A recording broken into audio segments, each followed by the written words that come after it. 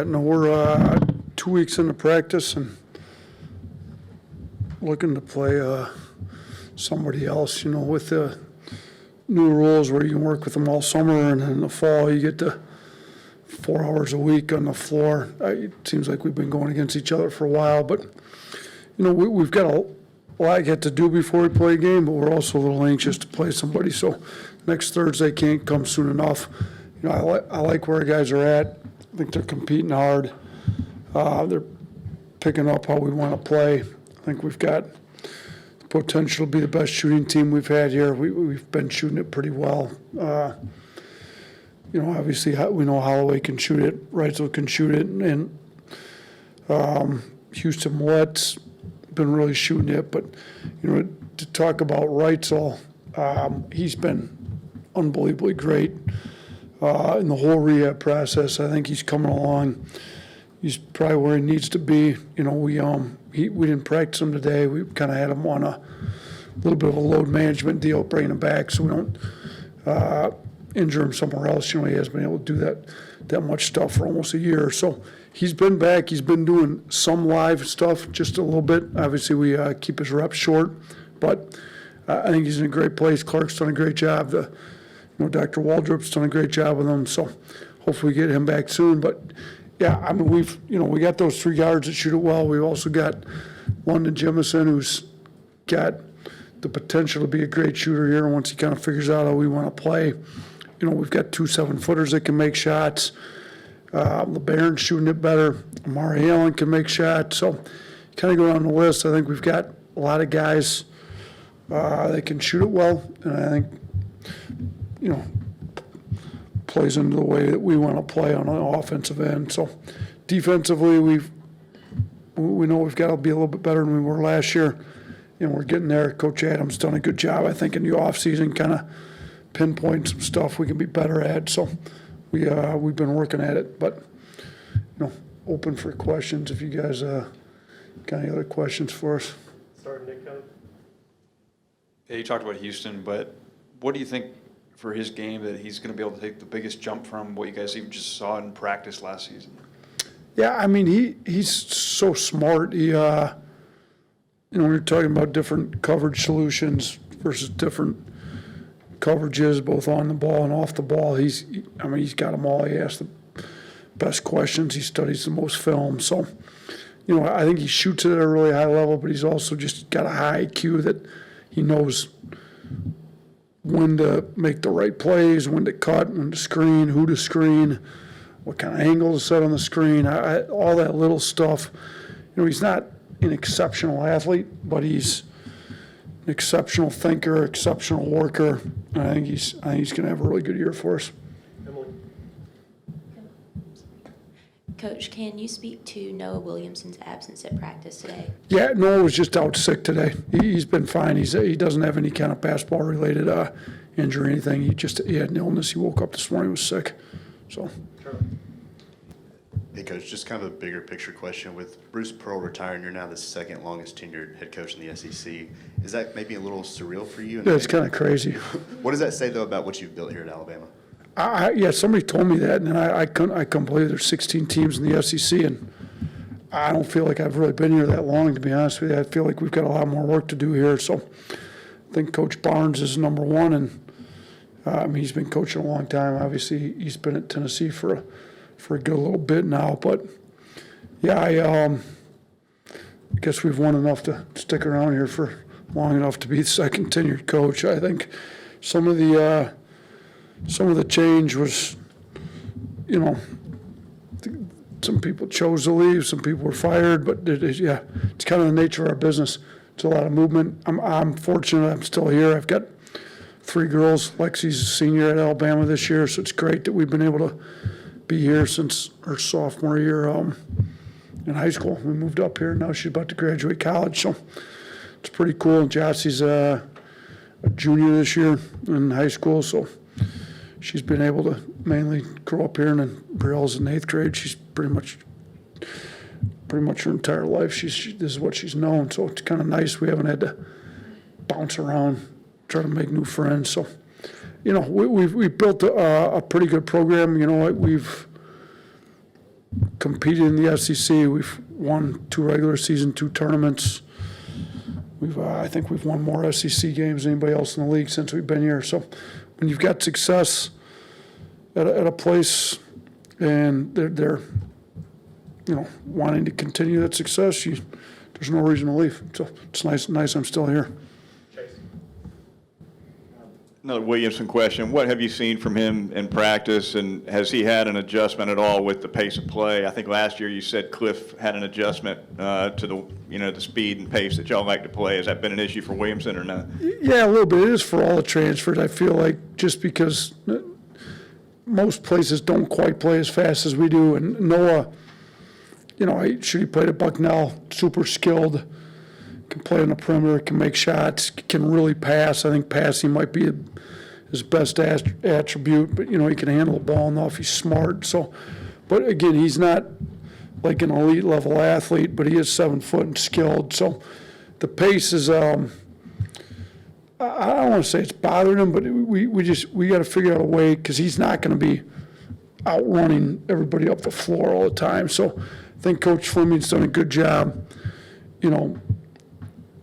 figuring out ways to institute him in the offense with his skill set without leaving him behind in transition. So, yeah, we're still going to play fast, but can we play fast? And Aiden Sherrill's, he's a little bit better athlete. He's been here for a year, but again, he's not Grant Nelson or even Cliff running up and down the floor. So, but both those bigs are super skilled, but we've got to find ways to use them without, and we'd rather play even faster than what we have here before. So we're going to play fast. Those guys are going to figure it out, and we've got to do a good job figuring out ways to include them without waiting for them to get up the floor. And I think we've been doing a pretty good job of it.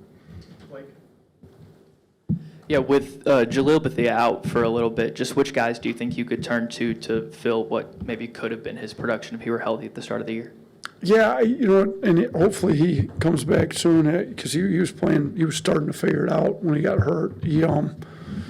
So hopefully we get him back, because he's super talented. But I think, some of the freshmen can step in. Amari's been pretty good when he's been healthy, really good at times. Davion's been elite, particularly on the defensive end. He's super coachable, great kid. So I think those 2 guys in the backcourt a little bit. And, we weren't thin in the backcourt to begin with. If once we get Reitzel Reitzel healthy, we've got LeBaron, we've got Holloway, we've got Reitzel, kind of add Amari in, Houston, and you kind of got 5 guys there. Davion, 6 guys that can play a lot of minutes in the backcourt. So, I think we'll figure it out. The thing is, some of those guys are bigger too. So when Jalil does come back, and if he gets back to where he's one of our better guards, Houston's 6'5" and rebounds it well. Amari's 6'7", Davion's 6'6". We've got some big guards that,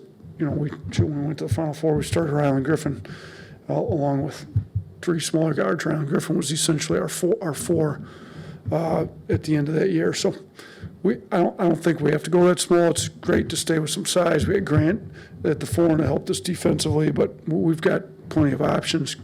Go small or go big, either way. Why was Taylor Balboa kind of a good fit for your team out of the portal? Yeah, I shot 41% from 3 at Florida State, so kind of spacing 4.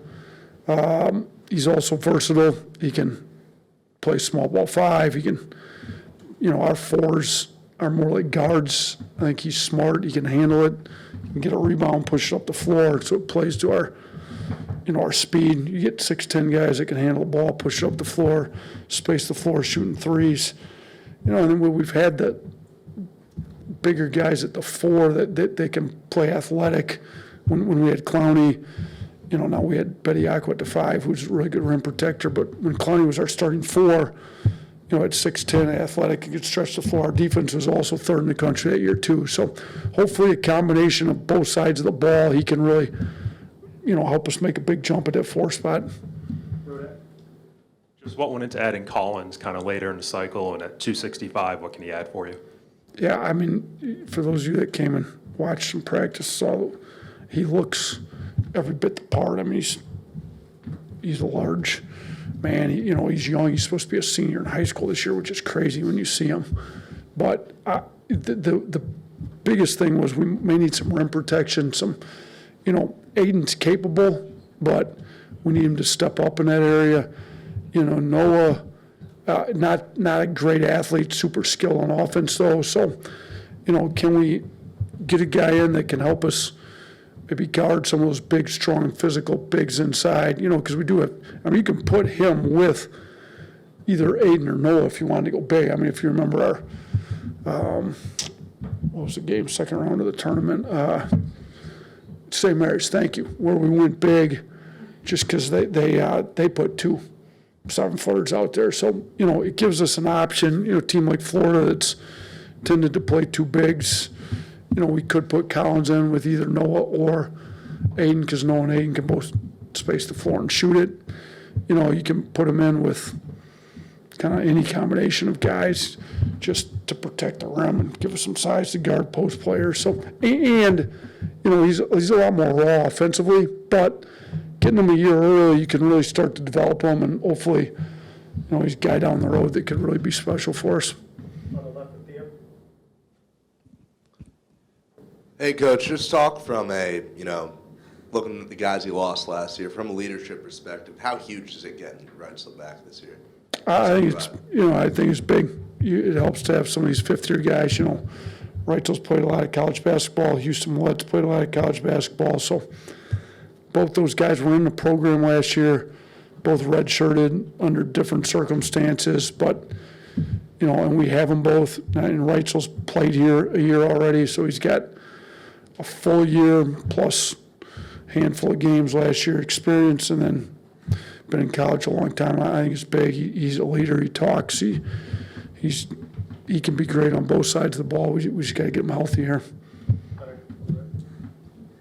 Hey, Coach, this is Holloway's second year in your system. We saw what Mark Sears was capable of in his second-year career highs across the board. Do you foresee something similar with Holloway? He's looked really good in practice for the last couple of weeks. He's playing better and picking rolls with the ball in his hands. He's a lead off the ball. He can shoot from deep. So I hope he's got career highs this year. I think he's primed for it. I think he deserves it. He's playing a lot harder on the defensive side, so we can keep him on the floor longer because he's playing hard on defense. And I think offensively, he's as talented as a guard, as there is in the country. So, will he be? What was Sears' second year? Was he second team All-American that year? I think he was, right? Yeah. Shoot, if he could have a year like that, we'd all be happy around here. 2 more. Yeah, last year you said that you were considering redshirting LeBaron before he got here, and then when he did get here, everything kind of changed. Is there a newcomer that's kind of on that trajectory? Look, we said that because he called us late, and we had one scholarship open, and kind of just said we kind of got our guys already, but if you want to come, we'd love to have you. I know you're talented, but we thought it might have taken him a year to kind of figure out how to play in the system, and about a month in, we knew that wasn't going to be the case. He's competing super hard, and would have been drafted if he had stayed in the draft. So as far as this year, we didn't plan on redshirting anybody. We didn't talk about that with any of the newcomers, but I think the guy that maybe stood out, that maybe is a surprise based on where he was ranked and then where he's going to end up playing, would probably be a guy like Omari Allen, because I don't pay that close of attention to the rankings, but I'll say that he's going to be a lot better than what he was ranked, and I think LeBaron was a lot better than what he was ranked coming out of high school. So I think Omari on both sides of the ball, he's big guard, plays hard, he's physical, he's about winning, he plays defense, he can make shots, he can run a team, he can play and pick and roll, he can pass the ball, he can finish at the rim. I think he's primed to have a really good year for us. Last one, Emily. Losing so many veterans from last year's team, who do you hope to step up vocally for this team and really be a leader? I heard you saying earlier that you wanted to hear more talk on the court. Yeah, I think the guys LeBaron being a point guard needs to really step up, be more vocal, and I think he's capable of it. He's super smart. Biz has been in the, Holloway's been in the program a year now. He can really step up. I think two of the guys that I think have tried to and are going to be leaders for us are Houston Millette and Charlie Reitzel, just because they're fifth-year guys that have been in the program. Reitzel for 2 years now, Millette for a year now. They're both smart. They're both tough. They're both about winning. You know, we need those guys to step up. And then I think another guy that's got a chance, even though it's his first year in the program, but I go back to our second year when Jordan Bruner was first year in the program. He had no problem talking, leading. I think it helped. That was the first year we really got this thing going, won the SEC regular season tournament. And even though he got hurt some and didn't play maybe as much, I think his leadership in the locker room was big. But I think a guy like Taylor Bowen can do that because he's smart. He's played college basketball for 2 years. Even though it's his first year here, like he needs to step up and talk a little bit more too, and he's capable of it too. So we've got different options. I'm not opposed to having leadership by committee either. I think different times, different guys need to step up and say something. So we need everybody comfortable stepping up, being leaders. Yep. Thanks, Coach. Thanks, All right, thanks. Good to see you guys again.